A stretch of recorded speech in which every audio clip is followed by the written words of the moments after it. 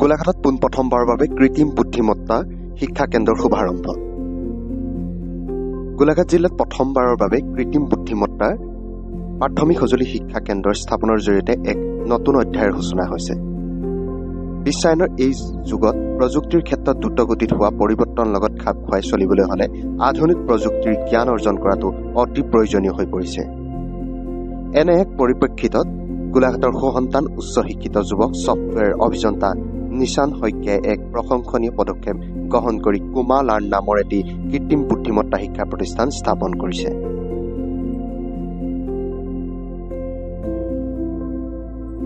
গোলাঘাট নগৰৰ অসম ৰাজ্যিক পৰিবহণ নিগম কমপ্লেক্সৰ প্ৰথম মহলাত অৱস্থিত এই শিক্ষানুষ্ঠানে কৃত্ৰিম বুদ্ধিমত্তাৰ প্ৰাথমিক সঁজুলিসমূহৰ ওপৰত প্ৰশিক্ষণ প্ৰদান কৰিব।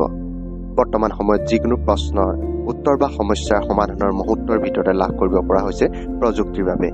কিন্তু এই সুবিধাসমূহৰ সঠিক ব্যৱহাৰৰ বাবে প্ৰয়োজন পৰ্যাপ্ত জ্ঞান আৰু প্ৰশিক্ষণৰ।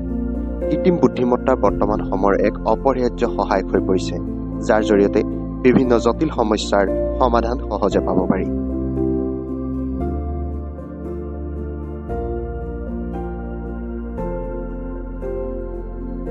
শুভাৰম্ভণি অনুষ্ঠানত উপস্থিত থাকি নিশান শইকীয়াই উপস্থিত ৰাইজ আৰু আগ্ৰহী ছাত্ৰ ছাত্ৰীসকলক কৃত্ৰিম বুদ্ধিমত্তাৰ প্ৰাথমিক সঁজুলিসমূহ আৰু ইয়াৰ ব্যৱহাৰিক দিশসমূহৰ বিষয়ে বিস্তৃতভাৱে আলোচনা কৰে।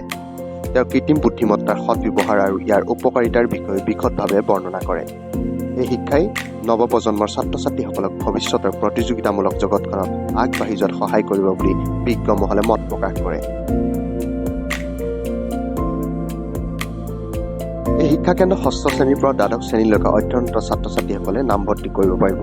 তদুপৰি বিভিন্ন বয়সৰ লোকেও বিষয়ৰ আগ্ৰহ অনুসৰি এই পাঠ্যক্ৰমত অংশগ্ৰহণ কৰিব পাৰিব। অতি সামান্য নামভৰ্তি মাচুলৰ বিনিময়ত এই মূল্যৱান শিক্ষা লাভ কৰাৰ সুযোগ পাব শিক্ষাৰ্থীসকলে। বিশেষভাৱে উল্লেখযোগ্য যে আৰ্থিকভাৱে দুৰ্বল পৰিয়ালৰ প্ৰতিভাৱান ছাত্ৰ ছাত্ৰীসকলৰ বাবে বিশেষ ব্যৱস্থা গ্ৰহণ কৰা হৈছে। নিশান শইকীয়াৰ এই মহৎ প্ৰয়াসে নিশ্চিতভাৱে সমাজৰ সকলো শ্ৰেণীৰ ছাত্ৰ ছাত্ৰীকে কৃত্ৰিম বুদ্ধিমত্তাৰ জ্ঞান আহৰণ সমানে সুযোগ প্ৰদান কৰিব।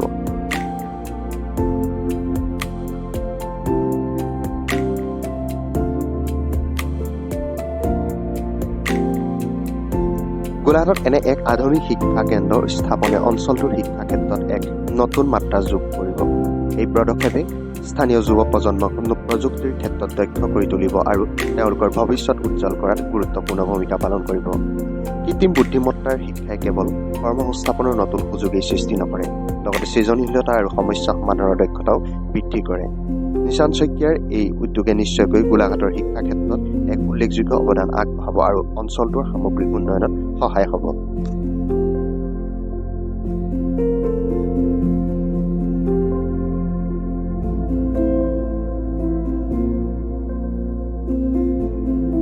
আমি গোলাঘাটত বেচিকেলি আইডিয়াটো এইটো হয় কি ক্লাছ 6 to 12 ল'ৰা ছোৱালীবোৰৰ কাৰণে আজি যেনেকৈ আপোনালোকে চবেই গম পাইছে ফিউচাৰ যোনবিলাক জবছ হ'ব 65% জবছ এতিয়া মেবি জবছবিলাকৰ ৰুলছবিলাকো বনোৱা হোৱা নাই, সেইবিলাক AI ড্ৰিভেন হ'ব। এটলিষ্ট আপোনাৰ কোডিং স্কিলছ আৰু AI ড্ৰিভেন দুটাই লাগিব। চ' সেইটো মানে মনত ৰাখি পেলাই আমি গোলাঘাটত আৰম্ভ কৰিছোঁ কুমা লাৰ্ণ, য'ত আমি ক্লাছ 6 to 12 কাৰণে কোডিং ক্লাছেছ আৰম্ভ কৰিছোঁ। আৰু ইয়াৰ ফেকাল্টি আমাৰ ইণ্ডাষ্ট্ৰি লিডাৰ্ছ হ'ব, আমাৰ আছাম ইঞ্জিনিয়াৰিং কলেজেছ আৰু IIT খড়গপুৰৰ পৰা আনিছোঁ যোনে ক্লাছেছ ল'ব। চ' আপোনাৰ কোডিং ক্লাছেছ আৰু লগত এটা AI টুলছ এণ্ড অট'মেশ্যন, যোনটো কোডিং ক্লাছেছৰ মেজৰ ফ'কাছ হ'ব আমাৰ ক্লাছ 6 to 12 ল'ৰা ছোৱালীবোৰৰ কাৰণে, য'ত আমি তাহাঁতক ধৰি লওক প্ৰব্লেম চলভিং, লজিকেল থিংকিং, তাৰপিছত এটা লেংগুৱেজ, তাৰপিছত নিজৰ প্ৰজেক্ট বিল্ড কৰা, সেইবিলাকৰ ওপৰত শিকোৱা যাব।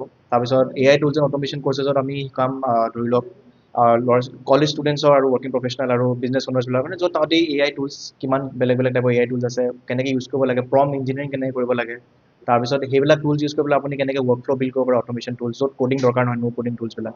চ' এইখিনি যোনবিলাক বস্তু আপোনাৰ বেচিকেলি আপোনাৰ ৱৰ্কিং প্ৰফেচনেলেই হওক, আপুনি স্কুল ষ্টুডেণ্টেই হওক, আপোনাৰ কাৰণে গৈ পেলাই আপোনাৰ লাইফটো প্ৰডাক্টিভিটিটো আপোনাৰ ইম্প্ৰুভ কৰিব আৰু আপোনাৰ ইন আ ৱে আপোনাৰ সৰু ল'ৰা ছোৱালীবিলাকৰ কাৰণে মেজৰ ফ'কাছ হয় কি তাহাঁতৰ থিংকিং, লজিকেল থিংকিংটো ইম্প্ৰুভ হ'লে তাহাঁতি নিজৰ ধৰি লওক আপুনি মেথছ চায়েন্স সেইবিলাক ছাবজেক্টৰ আপোনাৰ চিন্স আপোনাৰ থিংকিংটো বহুত চেঞ্জ হ'ব, আপুনি সেইবিলাক ছাবজেক্টবিলাকতো বেটাৰ কৰিব ধৰিব। আপোনাৰ একো নালাগে কোডিং ক্লাছেছৰ কাৰণে ক্লাছ 6 to 12 অকল আপোনাৰ ইণ্টাৰেষ্ট লাগে। আপোনাৰ যদি ইণ্টাৰেষ্ট আছে আৰু ইণ্টাৰেষ্ট নাথাকিলেও আপুনি যদি এটলিষ্ট 6 মাহ দি চায়, ইণ্টাৰেষ্ট এনেকুৱা বস্তু যোনটো লাহে লাহে বিল্ড হয়, মানুহে যেতিয়া এবাৰ বুজিব ধৰে, শিকিব ধৰে। চ' প্ৰথমবাৰ আপোনাৰ এটলিষ্ট আপোনাৰ ধৈৰ্য আৰু পেচেঞ্চ লাগিব। এই দুটা বস্তু যদি আছে ক্লাছ 6 to 12 কোডিং ক্লাছেছ আহিব পাৰে। আৰু নেক্সট ইণ্টাৰেষ্ট AI টুলছৰ কাৰণে একো আপোনাৰ মানে একো কোৱালিফিকেশ্যন একো ক্ৰাইটেৰিয়া নাই।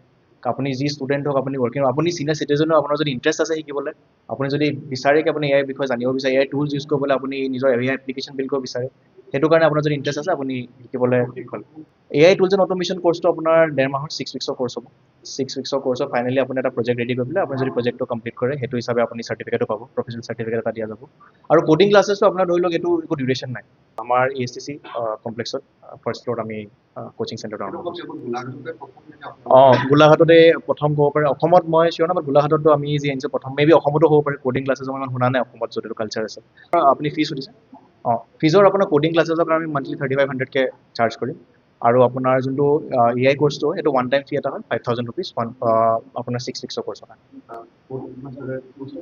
ক্লাছেছ আপোনাৰ অফলাইন ক্লাছেছ হ'ব ইয়াতে অফলাইন কৰা মেজৰ ৰিজন এইটো কি মানুহে যদি অনলাইন কৰ্চেছ কৰে মটিভেশ্যনটো পটককৈ শেষ হৈ যায় কিয় আজি অনলাইন কৰ্চ হ'লো কোনোতো চাবলৈ নাই কৰিছোঁ নাই কৰা চ' মানুহ এটা কিনিতো লয় কৰ্চটো বাট তাৰপিছত কমপ্লিট কৰা নহয় যেতিয়া আপুনি অফলাইন আহিব ইয়াত আহি পেলাই বহিব 2 ঘণ্টা আপুনি কৰ্চটো কমপ্লিট কৰিব লাগিব তাহাঁতৰ কাৰণে বিশেষ পদক্ষেপ থাকিব কি যোনবিলাক ধৰি লওক আপোনাৰ মেৰিট ৱাইজ ল'ৰা ছোৱালী যাৰ মেৰিট আছে আমি তাহাঁতৰ কাৰণে এটা স্কলাৰশ্বিপ পৰীক্ষা পাতিম যাৰ তাহাঁতি যদি আৰু স্কলাৰশ্বিপ পৰীক্ষাটো কোডিং ৰিলেটেড নহয় তাহাঁতৰ বেচিকেলি তাহাঁতৰ থিংকিং লজিকেল প্ৰব্লেম চলভিঙৰ ওপৰত হ'ব আৰু যদি তাহাঁতি এইটো ভাল কৰে তাত আমি তাহাঁতৰ কাৰণে মানে ফ্ৰীতে আমি তাহাঁতক স্কলাৰশ্বিপ দিম কোডিং ক্লাছেছৰ কাৰণে বিকজ এইটো ময়ো মানুহ কি যোনে শিকিব বিচাৰে তাহাঁতৰ কাৰণে ফাইনেন্সিয়েল এবিলিটি ফাইনেন্সিয়েল কনষ্ট্ৰেইনটো কেতিয়াও মানে এটা বেৰিয়াৰ হ'ব নালাগে চ' সেইটো কাৰণে আমি যোনবিলাক দুখীয়া ঘৰৰ হওক যোনে শিকিব বিচাৰে তাহাঁতৰ কাৰণে আমাৰ এইটো সদায় ফ্ৰী থাকিব মোৰ নাম নিশান সিং